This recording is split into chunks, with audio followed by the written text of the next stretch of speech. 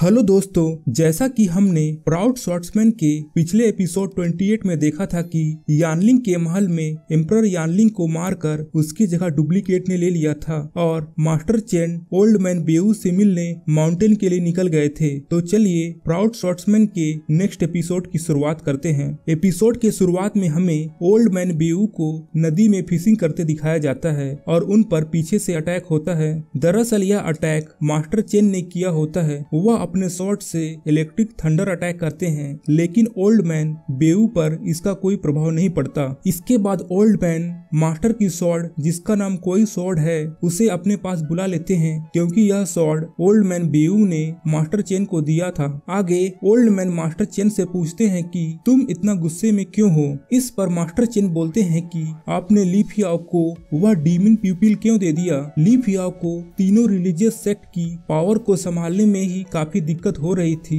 और आपने demon energy भी उसको दे दिया। इतनी पावर से वह मर भी सकता है। अगर मेरे स्टूडेंट को कुछ हो गया तो मुझे काफी बुरा लगेगा। इस पर ओल्ड मैन बेऊ मास्टर को बताते हैं कि ली फियाओ कोई ऑर्डिनरी बॉय नहीं है। इतनी पावर किसी ऑर्डिनरी बॉय के पास होती तो वह अब तक मर चुका होता। डीमन प्यूपिल आगे उसके बहुत काम आएगा। मास्टर चेन यह बात सुनकर चौंक जाते हैं कि एक इंसान इतनी पावर को कैसे कंट्रोल कर सकता है। ली फियाओ तो एक अनाथ बच्चा है। मास्टर आगे बोलते हैं कि आपने बेऊ टाउन में हजारों सालों से छुप कर रहा है, लेकिन अब आप ली फियाओ के लिए सब कुछ करने को तैयार हो गए हैं। आप मुझे साफ साफ बता क्यों नहीं देते कि यहाँ चल क्या रहा है। इस पर ओल्ड मैन कहते हैं कि मैं भी ली फियाओ की परवाह करता हूँ, लेकिन आगे के सफर पर ली फियाओ को अकेले ही चलना होगा। इसके बाद अगले सीन में हमें ली फियाओ, किंग हुए और फोक्स डीमन को एक रेस्टोरेंट में दिखाया जाता है जो बेऊ टाउन में होता है। किंग हुए ली फियाओ से पूछती है कि तुम्हारी बॉडी में तीनों रिलीजियस और स्वॉर्ड एनर्जी है,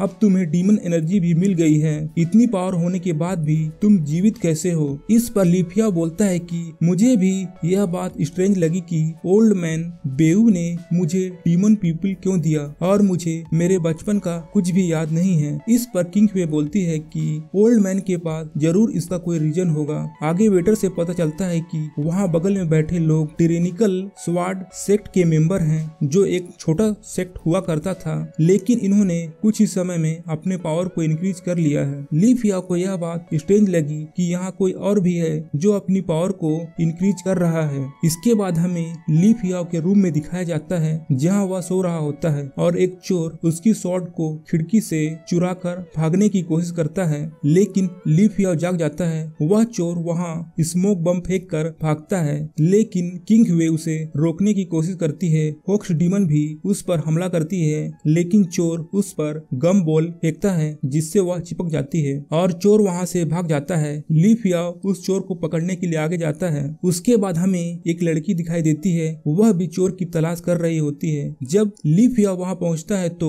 चोर ली फियाओ को अपना बोझ बताकर उसे फंसा देता है, जिससे उस लड़की को लगता है कि ली फियाओ उस चोर का साथी है और वह उस पर हमला कर देती है। वह लड़की ली फियाओ पर फायर स्क्रोल से हमला करती है। ली फियाओ अपने बचाव में बुद्धिस्ट बॉडी प्रोटेक्टर यूज करता है। यह देखकर वो लड़की बोलती है कि तुम बुद्धिस्ट स्कूल के स्टूडेंट होकर भी बुरे काम करते हो, तुम्हें माफ नहीं किया जा सकता, और अपने शॉट से ली फियाओ पर इलेक्ट्रिक थंडर अटैक करती है। ली फियाओ शील्ड बनाकर अपने आप को प्रोटेक्ट करता है। ली फियाओ उसकी पावर देखकर चौंक जाता है। उसके बाद वहाँ किंग हुए आकर उस लड़की को समझाती है कि ली फियाओ कोई चोर नहीं है। उधर फोक्स डीमन भी उस चोर को पकड़कर वहां ले आती है और इसी के साथ यह एपिसोड यहीं खत्म हो जाता है। तो दोस्तों, वीडियो पसंद आती है तो चैनल को जरूर सब्सक्राइब कर लेना। मैं मिलता हूँ एक न्यू वीडियो के साथ।